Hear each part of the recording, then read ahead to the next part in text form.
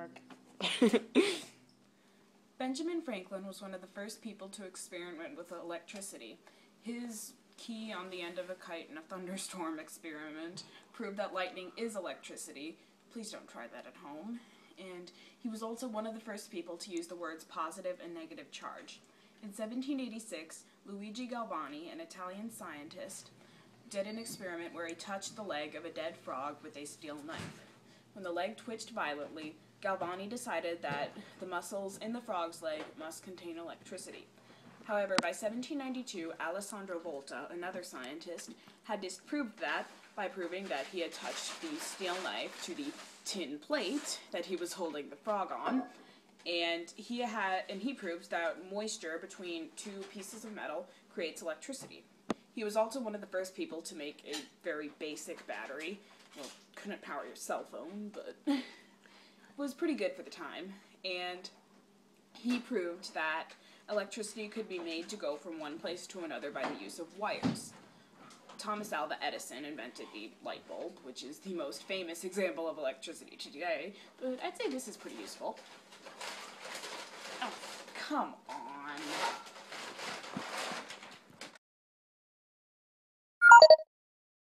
Internet, where people can ship random anime characters together. Relax, I'm just... The history of the internet begins in the 1950s when electronic computers were first developed. In 1982, the Internet Protocol Suite was standardized, and the concept of a fully connected network of, fully connected networks called the Internet was introduced. And the Internet was commercialized in 1995, when the last restrictions on the use of the Internet to carry commercial traffic were lifted. Wikipedia was launched in 2001, and in 2004, Facebook was developed in Cambridge, Massachusetts. In 2005, YouTube was launched, and in 2006, Twitter. Just recently, in 2009, the Internet celebrated its 40th anniversary. Thank you to the Internet for giving us wonderful viewing like this. Gangnam Style. Gangnam Style. Gangnam Style.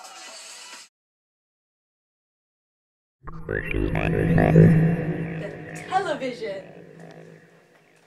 It's too big to hug. Early television was first invented on September 7th, 1927, by Philo Taylor Farnsworth, a 21-year-old inventor. Television, however, had a really long way to go before it came to what it was today, because the early cameras were really primitive and made actors wear black lipstick and green face makeup because the cameras couldn't handle the color white. World War II slowed down television production a lot, but by 1955, half of all homes in America had a TV. In the 1960s, color television was introduced, and by the 1970s, that had pretty much become the standard. By 1972, pretty much everything was color, and the first ever full primetime season of color TV had happened. So, thank you to the television.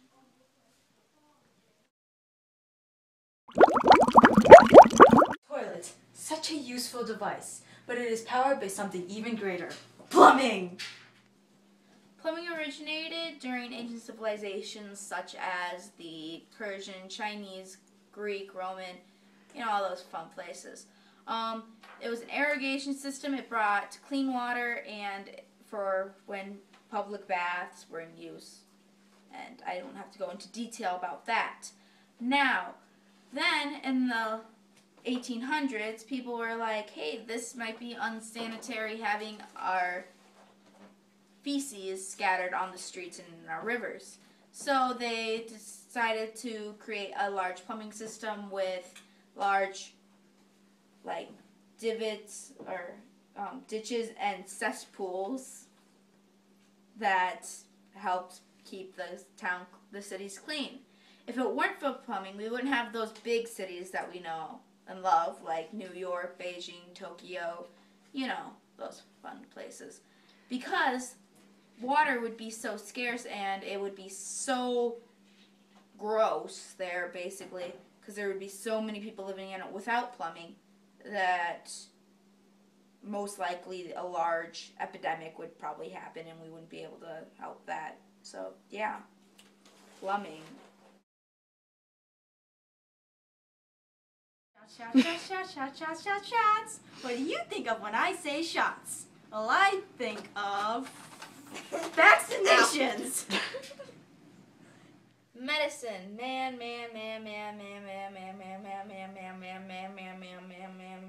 Medicine. Such as vaccinations, they can be preventatives or they can help if you are sick. Medicine has to be on this countdown because without it, most of us would probably be either sick or dead. Just saying. Back even in Renaissance time, there was a medicine man, and the medicine man gave like beets and beet juice and that fun stuff, and it was almost medical. So even from then, medicine has been a large part of our lives, and it helps with anything. I mean, I think we've all had to use medicine, and if not, then you are really, really lucky or really, really unobservant. Yeah, medicine. I have no idea what to say. Refrigeration. It's a great way to preserve your human hands. What are you doing with my arm? Nothing. Refrigeration was invented during caveman times, where cavemen wrapped their meats in ice and threw them into the caves. It preserved them much longer than it would have without that. Then, from the inventions of the cavemen, it went all the way up, and finally with the French, and they discovered that refrigeration can help even make drinks more nice. Then there's ice and everything, and then we go over to the United States, and the United States like, hey, we can use that for our train, so then we don't have to shift livestock,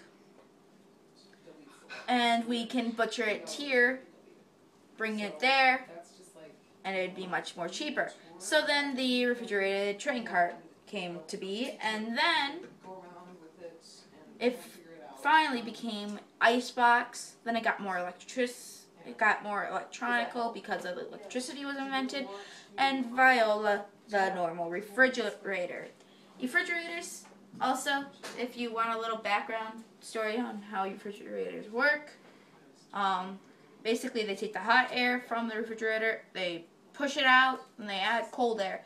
So really, you're not just adding cold air, you're taking out the hot air, so then it gets cold. You should be able to, I shouldn't have to explain it any further than that, because you people should be smart enough to know. Okay, yeah, just drop the bomb right there. It should be fine. Telephones. Great for communicating with people, especially if you need them to drop a bomb on something. Yes. Oh, did I just say that out loud? Landlines, cell phones, pagers. It's amazing that we can communicate through a little bit of plastic and metal. Just think about it. A couple years ago, people were walking around with refrigerators in their hands, thinking that this was the new deal, new rage. You were so awesome, and now look at it. We got this, shiny, so much better looking than a refrigerator. And you know what? Most of us can't live without our phones. But then again, some of us can. I don't know where I was going with that, actually. Yeah, well, who is this? Holy crap! Ah!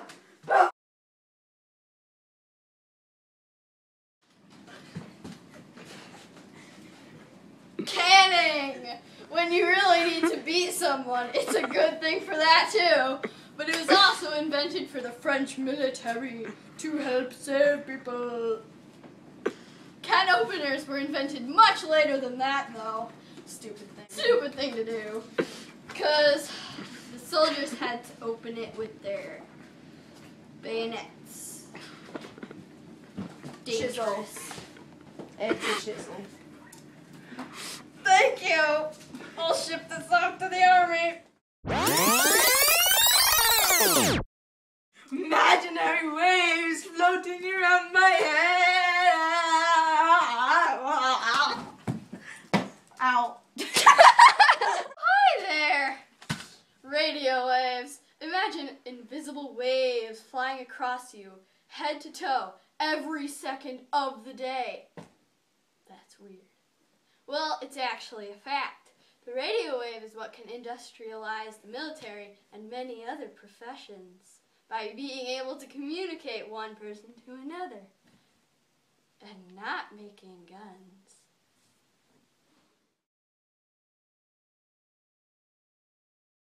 Bugs everywhere! Ah!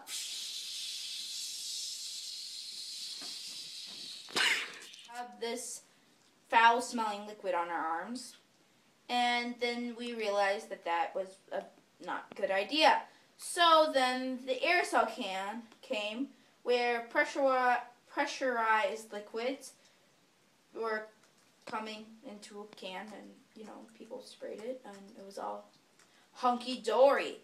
So then after the Vietnam War, everyone needed some new invention to brighten their spirits, and so people used the aerosol can to start